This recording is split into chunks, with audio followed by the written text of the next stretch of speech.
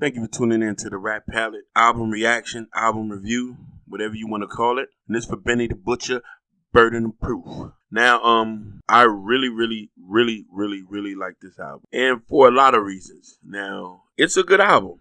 You know what I mean? It's a good album. I'm not going to say it's a classic. And I know a lot of people might not like to hear that. You know what I mean? But it's a really good album. High level rap.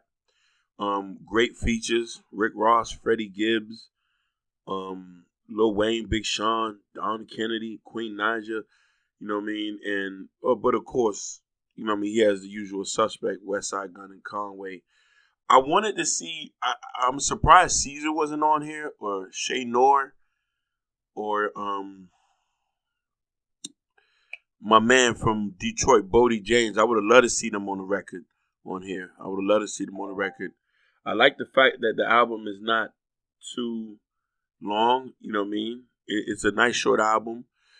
So let's get into it. Where I go, Burden Proof track is nice. You know what I mean? Hit Boy production has always been great.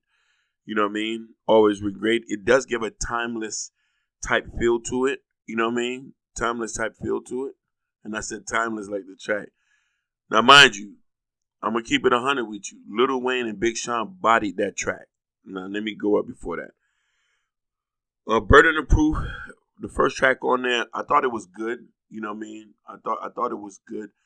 It didn't move me, but it was all right. You know what I mean? Where we go from here with Ross was a good record. You know what I mean? Ross did his thing on it. You know what I mean? The beat was nice. You know what I'm saying? It does have some cohesiveness to the album. You know what I mean? But I guess you know what I mean, it's kind of hard to digest, you know what I mean, a hip-hop album when you're surrounded by emo rap and all of this, but this was refreshing to hear that. Another thing that did caught my eye was the brought back of the character that was on Jay-Z's album. You know what I mean? The okay, I'm reloaded. You know what I mean? That was it. You know what I mean? Freddie. You know what I mean? So I thought that was cool. Famous was a good track.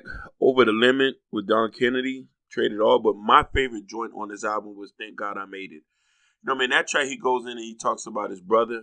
You know what I mean? Says that he'll trade all this to give it to his brother. Just have his brother back. You know what I mean? And it was a good thing. You know what I mean? The track with Conway and Westside Gunn was cool.